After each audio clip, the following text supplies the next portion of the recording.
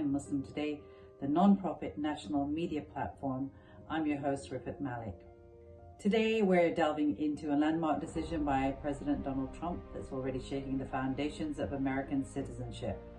Shortly after being sworn in as the 47th President of the United States, President Trump signed an executive order to end birthright citizenship, a constitutional right that has existed for over a century. And just today, a court has rejected that order as unconstitutional.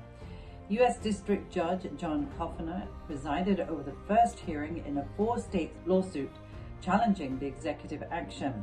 The lawsuit brought by attorney generals from Arizona, Illinois, Oregon, and Washington argues that the executive order violates the 14th Amendment, calling the policy blatantly unconstitutional. For generations, being born on U.S. soil meant you were an American, no questions asked. But now, this right, enshrined in the 14th Amendment, faces a monumental challenge. So what does this mean for the future of citizenship in America, and more specifically for Muslim immigrants and their children? Studies show that nearly 6 in 10 Muslim adults in the U.S. are first-generation immigrants. Many have come here since 2000, hailing from over 75 countries, including Pakistan, Iran, and Bangladesh, among others. Their stories reflect a tapestry of diversity, with no single racial or ethnic group dominating the American Muslim identity.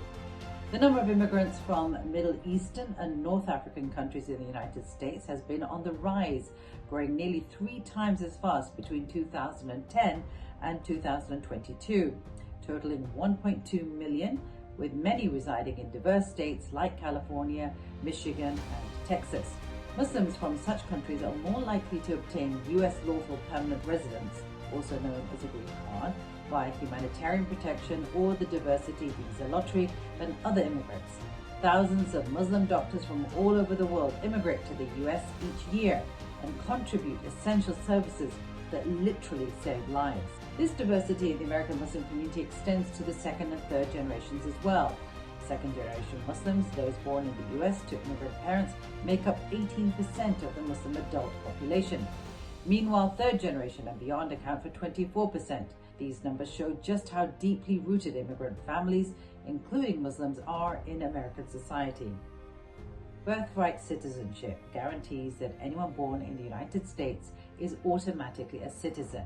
It's a principle, as we said, rooted in the 14th Amendment, passed in 1868, and aimed to establish full citizenship rights for Black Americans after the Civil War at the time. Over the time, this right has extended to all children born on U.S. soil, regardless of their parents' immigration status. But Trump argues this should no longer include the children of non-citizens or those unlawfully present in the country. Monday's executive order outlines a strict new standard. If one parent is unlawfully present and the other is not a citizen or lawful permanent resident, the child will no longer qualify for birthright citizenship. Even temporary visa holders, student, tourists, or workers will not pass citizenship to their children if the other parent isn't a citizen. So what happens when birthright citizenship is taken off the table?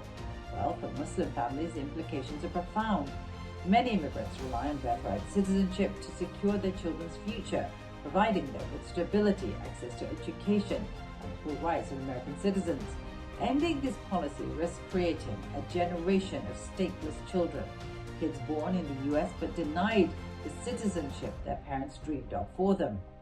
It also means that the children of H-1B visa holders, skilled workers in tech and medicine and the health industry and other industries wouldn't be citizens.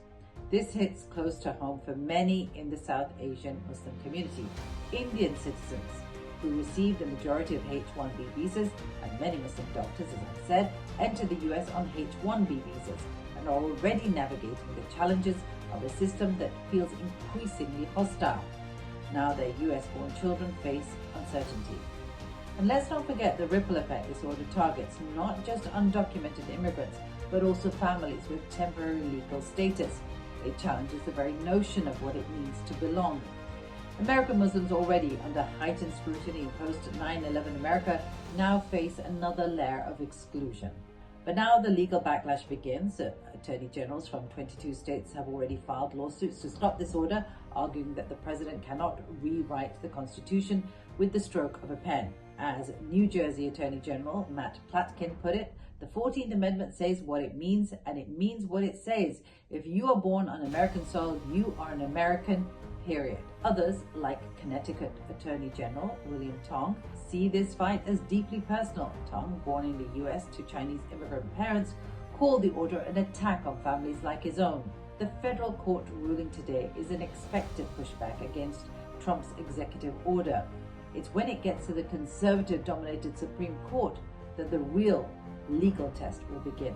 In the meantime, uncertainty hangs over millions of families, including American Muslims, so many of whose generations have contributed immensely to all aspects of American public and community life. That's the end of today's episode. Thank you for joining me on Muslim Viewpoint. If you value our public service journalism, please support American Muslim Today, a 501c3 nonprofit, by following us on social media at American Muslim Today or donating at AmericanMuslimToday.com. Before you go, don't forget to hit that subscribe button.